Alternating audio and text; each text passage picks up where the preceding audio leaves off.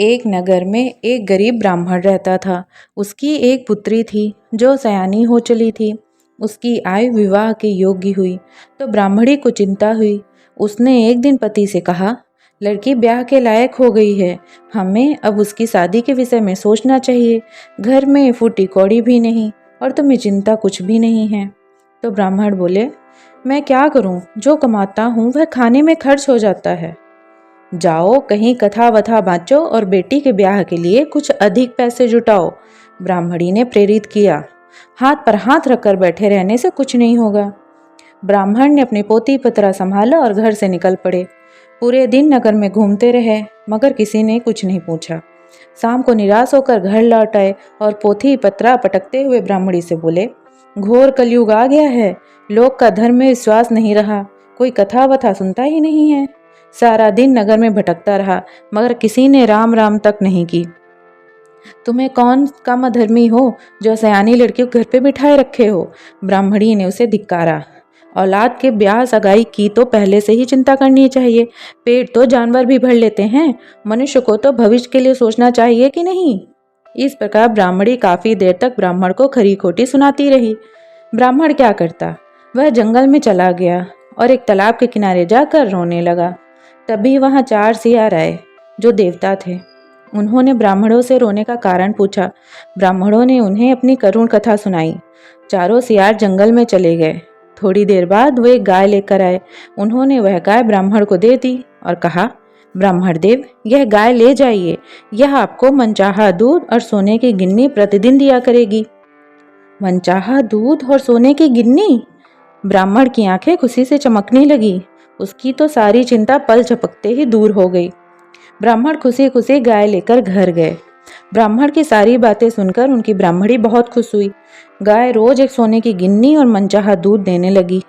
ब्राह्मण थोड़े ही दिनों में धनवान हो गया और अपनी पुत्री के विवाह के लिए धूमधाम से विवाह कर दिए। वह शीघ्र ही नगर के अमीर व्यक्तियों की श्रेणी में गिने जाने लगे। लोग बाग उनसे जलने लगे।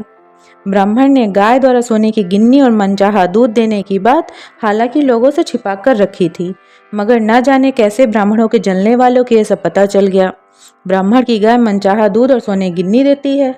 जलने वाले कुछ लोगों ने जाकर ब्राह्मण की गाय की विशेषता राजा को बता दी। कुछ लोगों ने राजा को उकसाया कि वह ब्राह्मण से गाय छीन ले। राजा तो गाय की विशेषता सुनकर वैसे ही प्रभावित थे। लोगों के उकसाने पर उनको लालच भी आ गया। राजा ने ब्राह्मण को बुलाया और कहा, तुम्हारे पास करामाती गाय है, उसे हमें दे दो। महाराज, ये कैसे हो सकता है, मेरे परिवार का पालन तो गाय के सहारे ही होता है। ब्राह्मण ने प्रार्थना की, तुम नहीं जानते हो, राजा का अधिकार राज्य की सभी वस्तुओं पर होता है। हम तुमसे यह गाय जबरन भी छीन सकते हैं।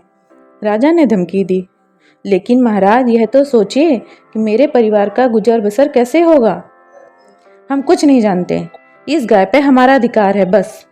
ब्राह्मण बहुत गिड़गिड़ाया, लेकिन राजा ने ब्राह्मण से गाय छीन ली। ब्राह्मण बहुत दुखी हुआ। वह उसी तालाब के किनारे जाकर रोने लगा। सियार बने चारों देवता फिर वहां आए। ब्राह्मण ने सारा किस्सा उन्हें कह सुनाया। उनसे एक ने बोला, छीन ली तो क्या हुआ, गाय जितना सोना दे सकती थी दे चुकी, राजा के यहाँ वह केवल दूध ही देगी।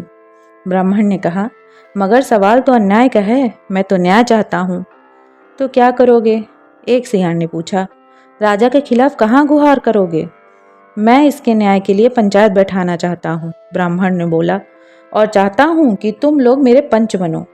बोलो, क्या तुम मेरे पंच बनना स्वीकार करोगे। सियारी राजी हो गए। ब्राह्मण ने राजा से गाय को लेकर पंचायत बिठाने का प्रस्ताव रखा। राजा सहमत हो गए। पंचायत बैठी। ब्राह्मण की ओर से चारों सियार पंच के रूप में उपस्थित हुए। राजा ने पंचायत में कहा, ब्राह्मण से गाय छीनना न्याय संगत है, क्योंकि राज्य की हर कीमती और दुर्लभ वस्तु पर राजा का अधिकार होता है। सुनते ही एक सियार आसमान की ओर देखने लगा और दूसरे ने राजा की ओर एक टक देखना शुरू कर दिया और तीसरा धरती की ओर देखने लगा और चौथा राजा के मुंह की ओर फेर कर खड़ा हो गया। राजा इन हरकतों को देखकर आश्चर्य में पड़ गया। उसने गुस्से में कहा, तुम लोग न्याय करने आए हो या नखरे करने, जो कुछ करना है साफ साफ कहो। मैंने सुना था जहाँ न्याय होता है वहाँ परमेश्वर दौड़े चले आते हैं। मैं आसमान की ओर परमेश्वर के आने का इंतजार कर रहा हूँ, पहले सियार ने बोला। दूसरे ने कहा, मैं आपकी तरफ इसलिए देख रहा हूँ कि न्याय करते हुए आप मुझसे आंखें कैसे मिला सकते हो। तीसरे ने कहा, मैंने सुना है जहाँ अन्याय होता है वहाँ धरती फट जाती है, इसलिए मैं धरती फटने का इंतजार कर रहा हूँ। और चौथे सियार ने कहा, मैं अन्याय का मुख नहीं देख सकता, और उसने अपना मुख फेर लिया। राजा हंसा और बोला, लो, हो गया फैसला। न्याय मेरे पक्ष में है, क्योंकि ना तो परमेश्वर आए और ना ही धरती फटी, और मैं बराबर तुमसे आंखें मिला रहा हूँ, इसलिए गाय हमारी हुई। सुनते ही चौथा सियार चकित रह गया। उसने राजा की ओर मुख कर लिया। राजा तुरंत बोला, तुम मेरा मुख देख रहे हो, इसलिए मैं अन्याय भी नहीं हूँ। हर तरह से न्याय मेरे ही पक्ष में है। सियारों ने एक दूसरे की तरफ देखा। चौथा सियार बोला, अब भलाई इसी में है कि यहाँ से भाग चलो, जमाना बदल गया है, अब धरती पर न्याय शुरू हो गया है। चारों सियारों वहां से दम दिमाकर भाग गए। बेचारा ब्राह्मण हाथ मलता रह गया।